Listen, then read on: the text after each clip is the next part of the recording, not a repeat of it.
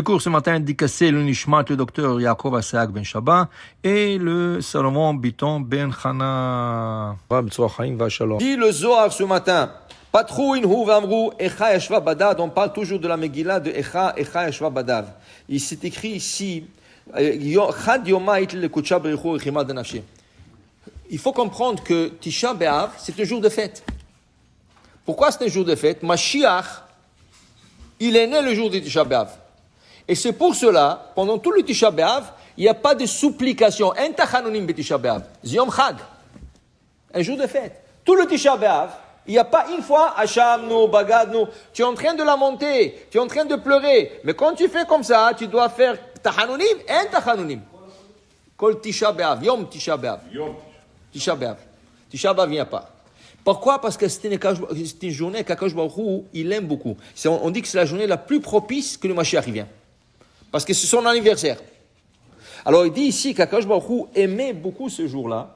Seulement les événements ont fait, la situation a fait, que malheureusement il était obligé de détruire le Beth Amikdash ce jour-là. Pourquoi? Il y avait le choix. Ou il détruit le Beth Amikdash, ou il cause que les hommes meurent. Il envoie un ennemi qui vont tuer tout le monde. Akadosh Baruch Hu a préféré de détruire une bâtisse de pierre et de bois et renvoyer tout le monde en exil, que toute personne, ça veut dire que les gens ne meurent pas. Okay? Alors c'était une journée qui est difficile. Mais après, quand Akadosh Baruch Hu est descendu sur terre et il a vu le Beth Amikdash détruit, il commençait à pleurer. Il dit ici, Ga'a, Go'a, Batar Go'a, Keneima de Tarnegola al Nukbe. Il dit, quel animal, il a du mal pour sa femme, pour sa femelle, le coq. Le taureau, cette vache qu'elle meurt, qu'on la tue, qu'on la gorge, ça, il va prendre une autre. Okay? Le lion, il va prendre. Le coq, non. Le coq, il aime sa femme. Il est fidèle à sa femme. Et quand on lui prend sa femme, il pleure. Ga'a, Ge'ia, il pleure. Alors le coq ici, ça veut dire le coq ici, dans la métaphore, quand il est descendu sur le Beth Amikdash, et il a vu, il commençait à pleurer pour sa femme et ses enfants. Sa femme, c'était qui? La Shekhinah. Ses enfants, c'est Am Israël. Alors il dit ici, qu'Akadosh Baruch Hu, même lui, pleurait, le jour de Tisha B'Av, sur le Beth Amikdash qui a été détruit, et il dit, là, niyaot le miftach, echa, yashva, badad, et là, il pleurait, echa, badad.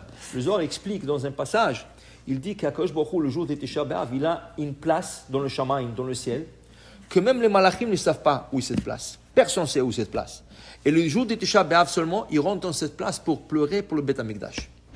Personne ne sait où est cette place. Même les malachim, ils ne savent pas où est cette place.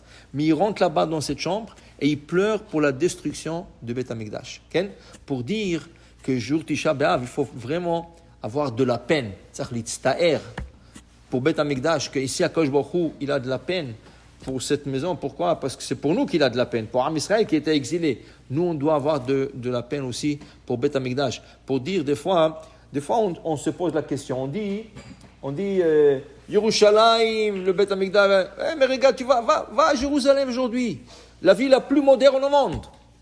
Qu'est-ce qu'il n'y a pas là-bas? Il y a des hôtels, il y a des endroits touristiques, endroits archéologiques, des touristes de partout. C'est pas du tout ça. Que je ne veux pas ça. Quand tu vois des gens aller là-bas prendre des photos au Kotel, c'est pas ça. Kotel, c'est un endroit que les gens enlevaient le soulier avant d'arriver au Kotel. Quand tu marches pour le Kotel, c'est un endroit tellement sacré, tu n'as pas le droit de marcher avec des souliers. Tu dois marcher pieds nus. Et quand tu arrives là-bas, tu embrasses la terre, c'est un endroit tellement sacré, et aujourd'hui il est profané malheureusement. Alors nous on croit, c'est un endroit moderne. C'est pas moderne. C'est pas un endroit qui doit être moderne, c'est un endroit qui doit être sacré. C'est ça la différence. Alors Jérusalem n'est pas encore la Jérusalem qu'on attend. La Jérusalem qu'on attend, s'il y aura des gens très âgés, il y aura des chachamim, des talmidim, des yeshivot, et des gens qui vont aller là-bas pour pleurer, pour se connecter avec Hachem. Tu connectes avec Hachem. C'est l'endroit le plus propice de se connecter avec Hachem. Les gens vont venir avec des sacrifices. Ça va être le kotel. Moi, aujourd'hui, que c'est tout moderne, c'est pas du tout qu'est-ce qu'Akadosh Baruch Hu attend de nous. Alors, ils disent qu'Akadosh Baruch Hu pleure. Tant que Jérusalem n'est pas construite comme il se doit, regardez pourquoi tout le monde veut Jérusalem. Pourquoi tout le monde veut Jérusalem? Il y a quelque chose. Il y a quelque chose à Jérusalem, mais qu'est-ce qui les attire? Rien que pour dire que c'est une capitale. Ce n'est pas pour dire que c'est une capitale. C'est un endroit où d'abord tout le monde est parti de là. Dans cet endroit, il y a une pierre qu'on appelle la pierre Even Ashtaya. Ashtaya, c'est la pierre angulaire. Et c'est intéressant que dans la loi des Tisha B'Av, c'est écrit pourquoi on ne peut pas emporter des habits neufs? C'est à cause de la simcha? Non, ce n'est pas à cause de ça seulement. Parce que Even Ashtaya, cette pierre-là, ça veut dire tout a été détruit. Tout a été détruit. Shtaya, mais en hébreu, shti va erev. Quand on fait le tissage, le fil va d'un côté, en largeur et en longueur. Alors, en largeur, ça s'appelle shti, en longueur, ça s'appelle erev. Shti, ça vient du mot shtaya. Puisque... Tissage, c'est ça. Alors, shti, c'est shtiya. Shti va erev. D'un côté, alors. Maintenant, puisque shtiya, le Even Shtiya a été détruit, ça veut dire le Beth Amikdash a été détruit, alors ils ont fait un parallèle. Even Shtiya, la pierre angulaire, qui s'appelle shtiya, shti va erev, le tissage, alors ils ont dit, on peut pas. Alors, si on ne peut pas faire tissage, de là, ils ont appris qu'on ne peut pas porter des habits neufs. Okay? Parce que, alors pourquoi? Parce que le Beth Amikdash est détruit, alors il n'y a pas de simcha, alors ça le Begadim Nef apporte la simcha. Alors ils ont fait comme un parallèle entre le tissage, le Even Shtiya et le fait d'avoir la simcha de porter des habits neufs pendant le 9 jours de Tisha B'Av. Alors pour dire qu'il n'y a pas une vraie simcha tant que le Beth Amikdash ne revient pas à sa place, et les gens reviennent à leur place, et les gens se conduisent et donnent le respect à Jérusalem comme il se doit. Okay? C'est la même chose dans une synagogue. Il y a des gens qui viennent à la synagogue. Est-ce que tu peux fumer dans une synagogue? Hasbe shalom. Okay? Est-ce que tu peux mâcher du chewing-gum à la synagogue? Non. La synagogue, c'est Beth Amikdash Me'at. C'est ça qui nous reste. C'est tout qui nous reste, Beth Amikdash. Il n'y a pas de Beth Amikdash. Mais Beth Amikdash Me'at, le petit mini-temple qu'on a aujourd'hui, c'est chaque synagogue. Et dans la synagogue, il y a des questions halachiques. Quand le petit il a 3 ans et on lui coupe les cheveux, est-ce qu'on peut le couper à la synagogue? Est-ce que tu peux prendre une coupe de cheveux à la synagogue? Hasbe shalom, c'est pas une maison de coiffure ici. Okay? Alors ils disent non, parce que c'est mitzvah, parce que le petit il va mettre le tzitzit, il va mettre la kippa, et il va avoir une bracha, alors c'est une mitzvah. Tu peux même pas manger à la synagogue.